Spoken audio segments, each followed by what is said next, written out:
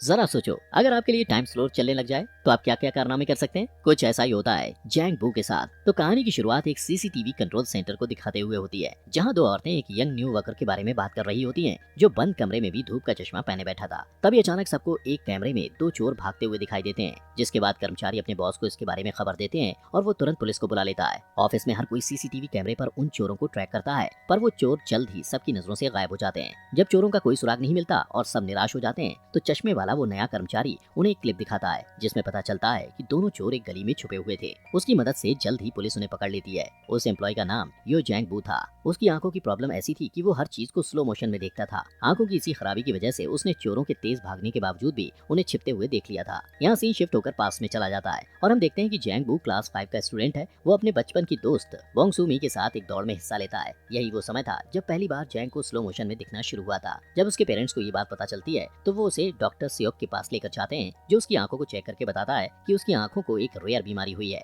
जिसका नाम dynamic visual acuity है, जिसकी वजह से वो चलती हुई चीजों के सारे डिटेल्स इतनी बारीकी से देख सकता है जैसे वो दुनिया को स्लो मोशन में देख रहा हो। ये साबित करने के लिए डॉक्टर जैंग बू की तरफ एक बेसबॉल को बहुत हाई स्पीड में फेंकता है, जिसे वो आसानी से कैच कर लेता है। फिर डॉक्टर उसकी आंखों को आराम पहुंचाने के लिए उसे हर वक्त धूप का चश्मा पहनने को कहता है। जैंग बू की डिसऑर्डर का पता चलने के बाद उसके फादर पैसा कमाने के लिए विदेश चले जाते हैं, ताकि वो अपने बेटे का सही से इलाज करा सकें। जैंग बू घर में अपनी माँ और छोटी बहन के साथ रहने लगता है। वो कहता है कि ये बीमारी उसके लिए एक आशीर्वाद और एक श्राप दोनों है। जहाँ उसे स्लो मोशन में लड़कियों की उड़ती हुई स्कर्ट देखकर मजा आता है, वहीं स्कूल में धूप का चश्मा लगाने की वजह से उसे तंग भी किया जाता है। सुमी उसकी इकलौती फ्रेंड थी, जिससे अब वो प्यार करने लगा था। पर जैसे जैसे समय बीतता जाता है, जैंग की दोस्त होने के कारण लोग उसे भी तंग करने लगते हैं और मजबूरन सू को जैंग का साथ छोड़ना पड़ता है। उसके बाद जैंग का कोई और दोस्त नहीं बनता, इसलिए जैंग चाहता है कि उसकी आंखें पूरी तरह खराब हो जाएं। इसलिए वो हर वक्त टीवी देखता रहता है, लेकिन उसकी आंखें खराब नहीं होती, पर उसे सुपर हीरो वाले नाटक देखने की लत लग जाती है। वो सभी एक्टर्स को बारीकी से ऑब्जर्व करता है और उनके सारे दांव पे सीख लेता है, पर प्रैक्टिस करने के लिए कभी बाहर नहीं जाता। उसके फादर पैसे बचाने के लिए छुट्टियों में भी नहीं आते।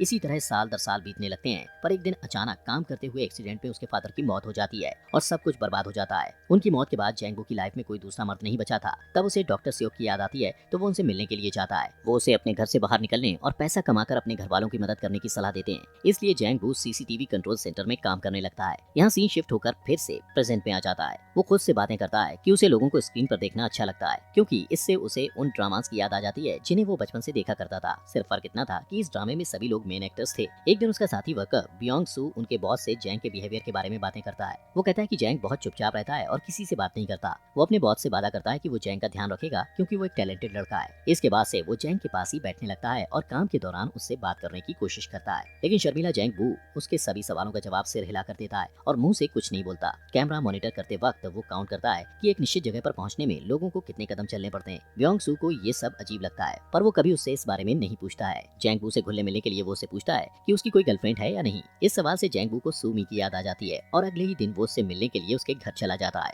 सूमी बड़ी होकर एक खूबसूरत औरत बन चुकी थी, पर उसे पैसों की दिक्कत थी। उसका कर्जदार उससे झगड़ता है और सू को कहता है कि वो अपना घर बेचकर उसका कर्ज चुका दे। जैंग बू उसे दूर से देखता है, पर पास जाकर बात करने की हिम्मत नहीं जुटा पाता है। उस दिन से वो हर रोज सू को कैमरे में देखने लगता है। वो उसके डेली रूटीन को याद कर लेता है। सूमी हर रात एक कॉफी शॉप में सोडा पीती है और जैंग भी यही करने लगता है। फिर वो नोटिस करता है कि सूमी रास्ते में पड़े एक बेकार सोफे को देखती है, तो अगले दिन वो सोफे को खींचकर कॉफी शॉप के सामने कर देता है, ताकि सूमी उस पर बैठ सके। रात में सूमी की नजर सोफे पर पड़ती है, पर वो ज्यादा ध्यान नहीं देती और उस पर बैठ जाती है। अगले दिन वो तेज बारिश की वजह से बस स्टॉप में फंस जाती है। जैंग उसे मॉनिटर पर देखकर बियोंग के साथ उसकी हेल्प करने पहुंच जाता है। वो ड्रामास के हीरो की तरह उसके सिर पर छाता खोलकर उसे बारिश से बचाने की कोशिश करता है, पर सू से लफंगा कहकर वहाँ से चली जाती है। इसके बाद जैंग और बियोंग डॉक्टर सियोक के पास जाते हैं और जैंग उनसे सूमी को इम्प्रेस करने का तरीका पूछता है। वो जैंग बू से सू को फ्लावर्स देने को कहता है। अगले दिन सूमी को म्यूजिकल ड्रामा में ऑडिशन देने के लिए जाना होता है, पर उसे देर हो जाती है, तो वो मैनेजर को कॉल लगाती है और उसके कहने पर ऑडिशन के लिए रास्ते में ही गाना शुरू कर देती है। उसके बढ़िया गाने को सुनकर राह चलते लोग उसे हैरत से देखने लगते हैं। जैंग बू भी फूलों का गुलदस्ता लेकर वहाँ पहुंच जाता है। सू का गाना खत्म होने के बाद वो उसे बुके देता है, पर सू को ये अच्छा नहीं लगता। वो कहती है इन फूलों की जगह वो जहर का बॉक्स ज्यादा पसंद करेगी। ये कहकर वो जाने लगती है कि तभी जैंग बू उसे उसके नाम से पुकारता है और उसके बचपन के दोस्त के रूप में अपना इंट्रोडक्शन देता है, पर वो कहती है कि उसका नाम वोंग सूमी नहीं ओ सूमी है।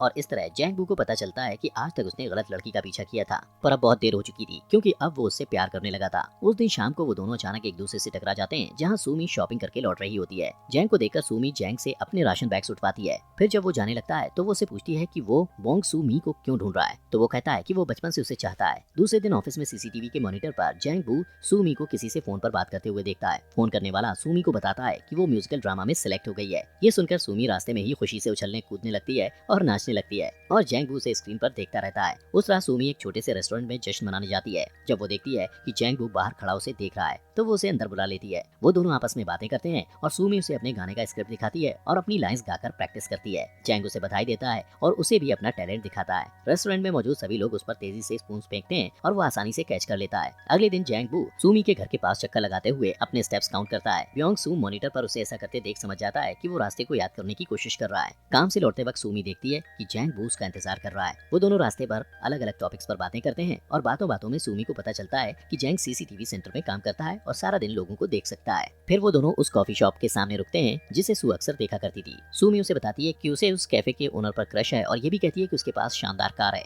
जैंगबू को कैफे ओनर से जलन होती है और वो काफी देर तक उसे घूरता रहता है। वो सू को इम्प्रेस करने के लिए उसे कार में घुमाने के लिए ले जाने का फैसला करता है और अपने ऑफिस में सबसे पूछता है कि किसी के पास कार है तो वो थोड़ी देर के लिए भाड़े पर दे दे ताकि वो सूमी को उसमें घुमा पाए। पर बदकिस्मती से किसी के पास कार नहीं होती है। अगले दिन घर लौटते वक्त सूमी को रास्ते में उसका कर्जदार मिल जाता है। वो उस पर चिल्लाता और धमकाता है कि अगर उसने उसका पैसा वापस नहीं किया तो वो उसे चोट भी पहुंचा सकता है। लेकिन जैंगबू और ब्योंग सही टाइम पर पहुंचकर सू को बचा लेते हैं। जब जैंगबू काम पर वापस आता है तो सूमी एक कैमरे के सामने खड़े होकर चिल्लाते हुए थैंक यू कहती है, क्योंकि उसे पता था कि सीसीटीवी कंट्रोल सेंटर में जैंग उसे देख रहा होगा। शाम को वो दोनों एक पार्क में मिलते हैं और काफी देर तक बातें करते हैं। जैंगबू उससे पूछता है कि अगर उसे कार मिल जाए तो वो क्या करेगी। इस पर सूमी कहती है कि वो रोज कार में बैठकर समंदर के किनारे जाया करेगी। जैंगबू को कार नहीं मिलती तो वो रोज एक लोकल बस में ट्रैवल करके उसके ड्राइवर से दोस्ती कर लेता है। उसने कैमरे पर उस ड्राइवर को रात के समय अकेले बेसबॉल खेलते हुए कई बार देखा था, इसलिए एक रात वो भी उसके साथ खेल में शामिल हो जाता है और बात में उसे अपने दिल की बात बताते हुए उससे अपनी हेल्प करने के लिए रिक्वेस्ट करता है और वो मान जाता है। अगले दिन ब्योंगसू बस ड्राइवर और जैंगबू सूमी को बस स्टॉप से पिक करके सी दिखाने के लिए ले जाते हैं। इसके लिए उन्हें बुसान जाना था। सूमी को खुश करने के लिए जैंगबू जो कुछ भी कर रहा था उससे इम्प्रेस होकर सूमी उसे पसंद करने लगती है।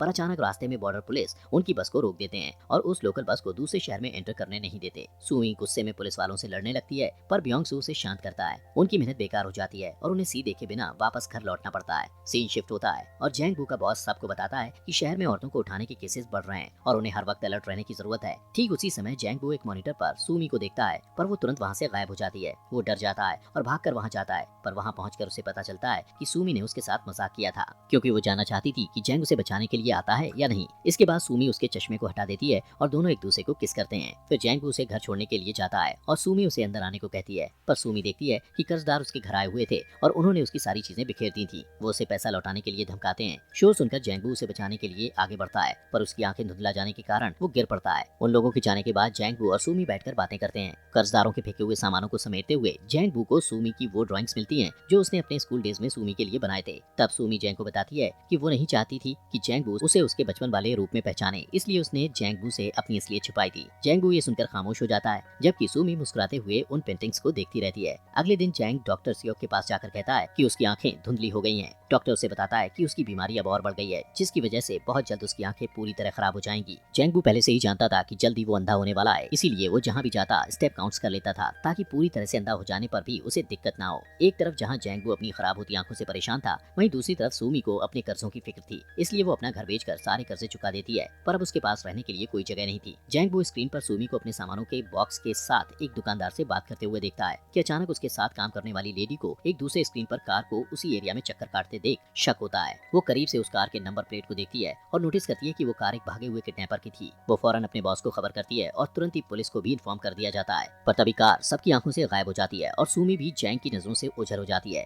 जैंग को डर लगता है कि कहीं सूमी को कुछ हो ना जाए और वो उसे बचाने के लिए साइकिल लेकर निकल जाता है। रास्ते में उसकी आंखें पूरी तरह खराब हो जाती हैं और उसकी साइकिल एक कार से टकरा जाती है जिससे वो गिर जाता है। ब्योंग-सू कैमरे में ये सब देखकर उसकी हेल्प करने के लिए जाता है। उधर एक अनजान आदमी सूमी के पास जाकर उसका हाथ पकड़ लेता है, लेकिन वो उसे कहीं ले जाता इससे पहले जैंगबू उनकी तरफ दौड़ने लगता है। इसी बीच किडनैपर भाग जाता है और जैंगबू एक बस से टकराते टकराते बचता है। तभी पुलिस वहाँ आ जाती है और सूमी को पूछताछ के लिए ले जाती है। अब जैंगबू रास्ते में अकेला रह जाता है। तभी ब्योंग-सू उसकी हेल्प करने के लिए आगे बढ़ता है। जैंगबू अपने दोस्त का हाथ पकड़ लेता है और अपनी आंखें खराब हो जाने पर दुखी होकर रोने लगता है। इस घटना को कुछ दिन बीत जाते हैं। सूमी अपनी लाइफ में बिजी हो जाती है और जैंगबू को कांटेक्ट नहीं करती। जब भी उसे जैंगबू की याद आती है तो वो सीसीटीवी कैमरे को देखने लगती है। कुछ महीनों के बाद जैंगबू उसे अपने फेवरेट कॉफी शॉप में दिखाई देता है। वो खुश होकर उसके पास जाकर हाथ हिलाती है, पर जैंगबू को एक वॉकिंग स्टिक निकालकर दूसरी तरफ जाते हुए देखकर शॉक रह जाती है। वो सारे रास्ते उसका पीछा करती है और फाइनली वो उस जगह पहुंच जाती है जहाँ एक आर्ट गैलरी थी। अंदर जाने पर वो देखती है कि पूरी गैलरी जैंगबू के हाथों बनाई हुई सूमी की पेंटिंग से भरी पड़ी थी। तभी जैंगबू को अकेले में यह कहते हुए दिखाया जाता है कि भले ही उसकी आंखें खराब हो गई हैं, पर सूमी उसे अभी भी याद है।